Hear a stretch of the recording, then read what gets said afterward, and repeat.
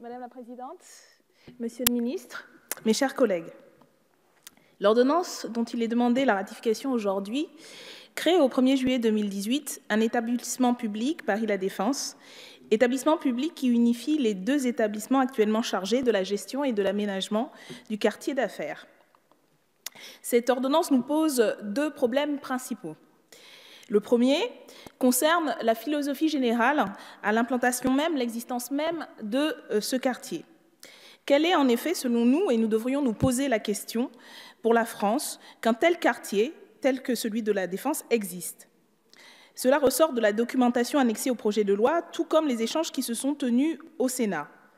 La Défense est un quartier d'affaires où les grandes multinationales de différents secteurs d'activité se côtoient dans une synergie qui nous semble problématique puisqu'elle aide au mélange des genres. Pour celles et ceux qui ont eu l'occasion de s'y rendre, ce quartier est littéralement un quartier hors sol, surélevé, puisqu'il s'agit d'un parvis. Le chantier de la tour Trinity, qui doit être livré en 2020, a dernièrement bloqué l'accès au parvis de la Défense des résidents et résidentes de Courbevoie en février 2016.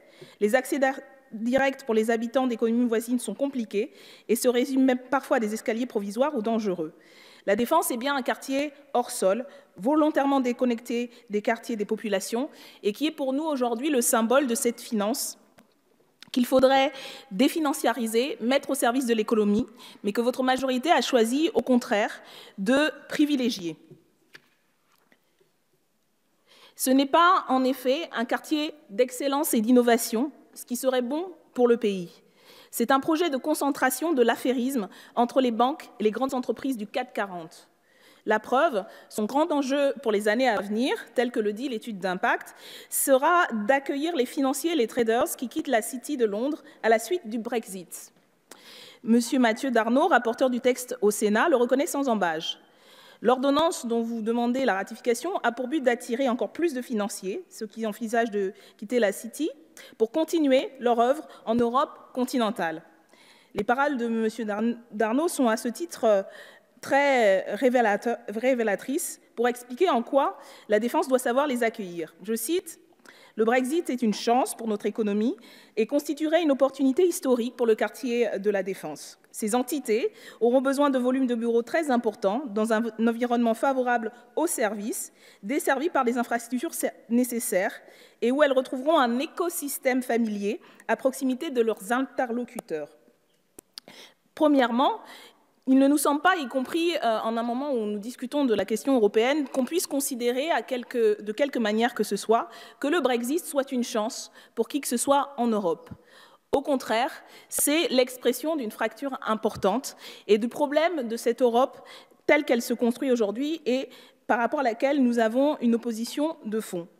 Nous ne devrions donc pas traiter cette question à la manière des rapaces de la finance, en mettant en opposition et en concurrence les capitales européennes pour récupérer le gâteau financier et continuer par là même la construction de cette Europe de la finance qui se fait contre les peuples.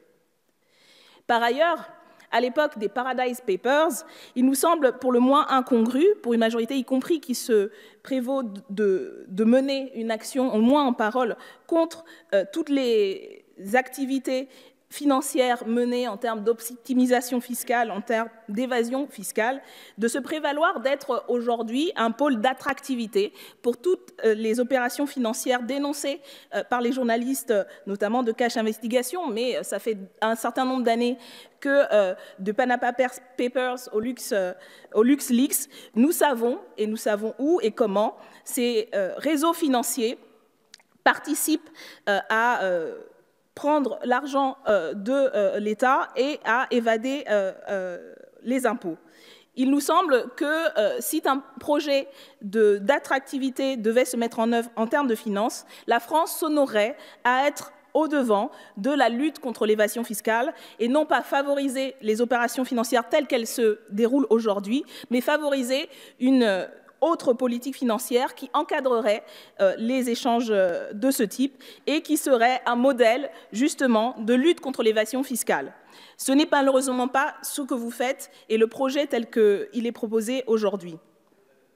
Nous pensons de même qu'un certain nombre d'associations au niveau international qui mènent aujourd'hui des campagnes contre les opérations d'exonération fiscale, d'optimisation. Nous tenons à saluer par exemple l'action aujourd'hui et depuis plusieurs semaines d'attaque qui aujourd'hui demande à ce qu'il y ait une taxation sur les transactions et met en cause notamment la multinationale Apple qui ne paie pas ses impôts comme elle devrait.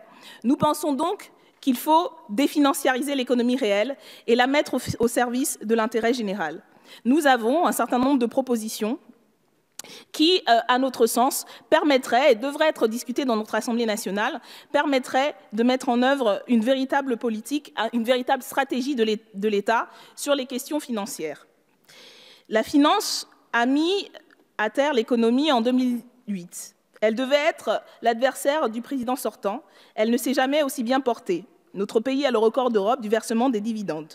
De nouvelles bulles se forment et menacent d'une nouvelle déflagration encore plus terrible.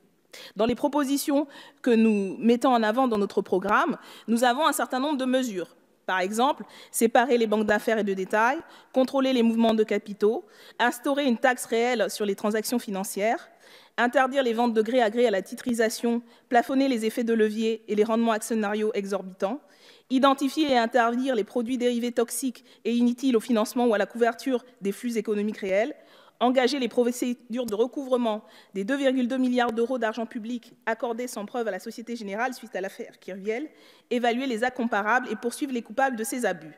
Nous voyons donc en matière d'encadrement de la finance, il y a autre chose à faire que de vouloir attirer encore plus les mêmes fauteurs de troubles.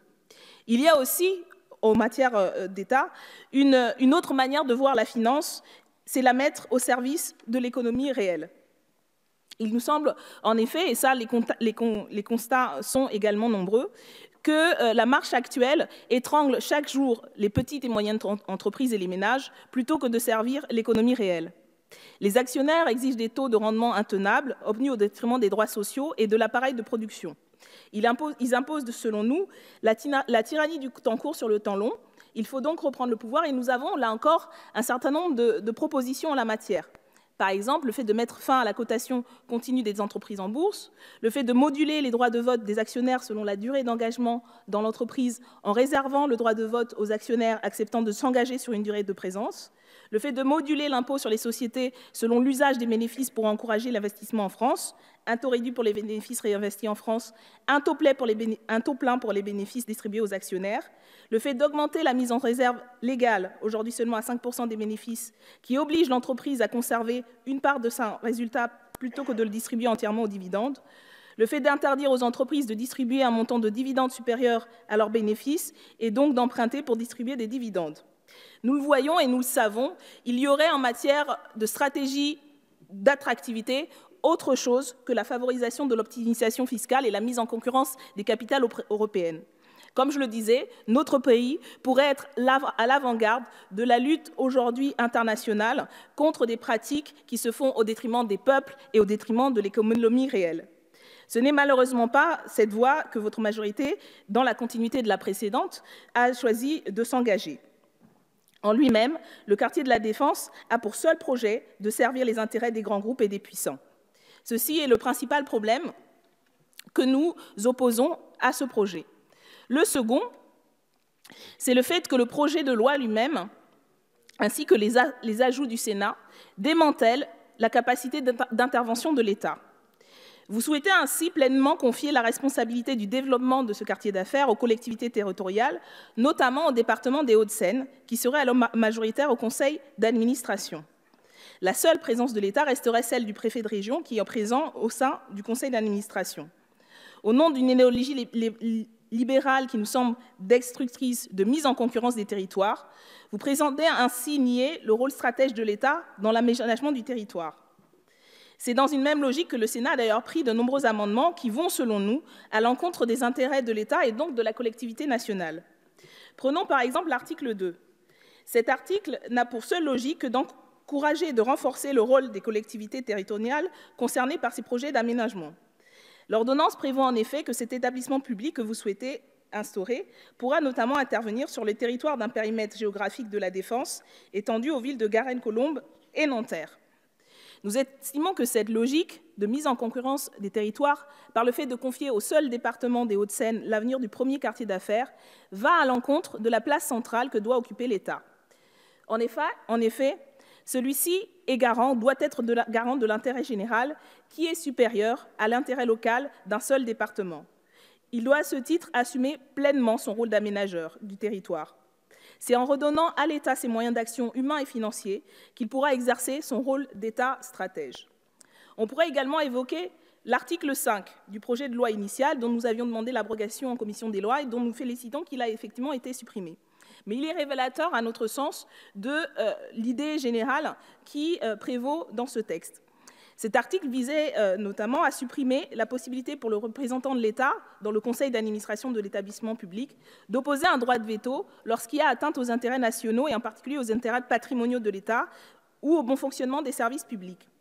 Un tel article, voté par le Sénat, n'avait pour finalité que de déposséder l'État non seulement de son rôle d'aménagement du territoire, mais encore plus de mettre fin au rôle d'arbitre en dernier ressort qu'il doit avoir quand les grands intérêts nationaux sont en jeu. Cela équivalait non seulement à nier, mais voire même à effacer le rôle de l'État jusqu'à celui qui fait de lui le garant de l'égalité entre les territoires et de l'intérêt général. Reste encore l'article 7, qui prévoit le transfert en pleine propriété des parcs de stationnement figurant dans le patrimoine de l'EPADESA. Il équivaut donc à un transfert gratuit des parcs de stationnement de l'État aux Hauts-de-Seine, puisque ce département serait majoritaire au conseil d'administration. Qu'est-ce qui justifie donc que soit accepté un tel cadeau pour ce département? Sur ce point, nous rejoignons le gouvernement, puisqu'il ressort des échanges au Sénat que ce dernier considère qu'il n'existe pas de motif d'intérêt général justifiant un transfert à titre gratuit des espaces de stationnement. Nous espérons que le gouvernement saura donc faire preuve d'un même souci pour les deniers publics et d'un même souci pour l'intérêt général en renonçant à développer ce qu'il l'entend actuellement, tel qu'il entend actuellement ce quartier des finances et de l'affairisme. Enfin, notons que nous ne sommes pas d'ailleurs les seuls à questionner l'entreprise générale que propose cette ordonnance.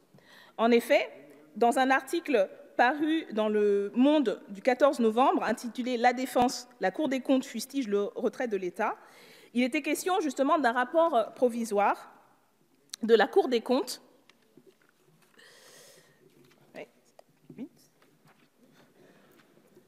qui est pour le moment non rendu public et auquel nous n'avons pas pu avoir accès, mais qui dénonce justement des conditions très discutables du transfert de la gouvernance de cet établissement de l'État au département des Hauts-de-Seine. Il évoque même des comptes non sincères et le fait que le futur établissement serait fragile sur le plan juridique. Dans son analyse provisoire, cette Cour des comptes a en effet estimé que l'État se départissait de biens de grande valeur sans aucune contrepartie. Dans une période où l'on demande à chacun et à chacune de faire de grands efforts pour réduire les déficits, cette circonstance nous a pour le moins interpellés. La présente ordonnance va acter que la Défense verserait la somme de 150 millions à l'État si elle-même parvient à céder ses biens à des entreprises privées. Cette valeur, la Cour des comptes le relève, est bien éloignée de la valeur réelle des actifs qui seront cédés. Nous avons demandé dans un communiqué du 15 novembre au président de l'Assemblée nationale de renoncer à examiner ce texte dans ces conditions pour avoir accès à l'intégralité de ce rapport de la Cour des comptes, que ce soit dans sa version provisoire ou définitive. Il nous semble en effet pour le moins problématique qu'alors qu'une alerte de ce type est faite par une instance aussi importante, la représentation nationale ne dispose pas de tous les éléments pour pouvoir prendre une décision en cohérence avec, encore une fois, l'intérêt général et en tenant compte des avertissements de l'instance de la Cour des comptes. Ainsi, nous nous opposons non seulement à l'existence du pôle territorial de la Défense, de Paris de la Défense, qui considère que le secteur financier et les multinationales éludant l'impôt seraient au cœur du projet économique national. La logique générale de construction de ce quartier et la logique générale d'intervention de l'État sur les questions financières. Mais nous nous opposons aussi, à travers cette ordonnance, à la logique de rupture de la cohésion nationale qui verrait que certaines collectivités s'approprient la compétence de l'État en tant que stratège, de l'État en tant que chargé de l'aménagement global du territoire dans l'intérêt général. Il nous semble en fait que cette ordonnance, qui s'inscrit y compris dans les discussions de manière assez cohérente, dans les discussions que nous avons eues au cours des semaines précédentes sur la question du budget, acte en effet une logique qui nous semble problématique. En premier acte, votre majorité avait refusé d'entériner le verrou de Bercy. Elle a également refusé de condamner les entreprises qui seraient liées au financement d'actes de terrorisme. Elle a remis en cause le Code du travail qui protégeait les salariés. Elle donne aujourd'hui des terrains à des grandes entreprises pour les attirer et pour favoriser la finance. Par ces ordonnances, la majorité souhaite que l'État cède gratis des terrains à des entreprises étrangères qui ne donneront pas un centime en impôt en retour. Vous allez en plus donner la mainmise dans le nouvel établissement public à des communes qui sont déjà nanties. Le Parisien l'écrivait hier dans ses colonnes. Je cite, « Qui va payer ? Pour obtenir le droit de vote au conseil d'administration de Paris La Défense, donc prendre part aux décisions, les collectivités devront passer à la caisse. Qui paye décide, estime le président du conseil départemental, Patrick Devégian, LR, qui a réclamé la majorité des sièges, 9 sur 17. Le maire de Nanterre, Patrick Jarry, gauche citoyenne, n'aura lui qu'une voix, alors que le futur établissement présidera aux destinées d'un tiers de son territoire. Vous permettez, par cette ordonnance, la mise en concurrence des territoires et un accroissement des inégalités entre eux. Ainsi, en perdant son pouvoir de stratège, l'État perd son pouvoir d'effacer les inégalités, de les corriger, de les nuancer. C'est en vertu de l'ensemble de ces raisons que le groupe de la France Insoumise demande donc la motion de rejet de cette ordonnance. Merci.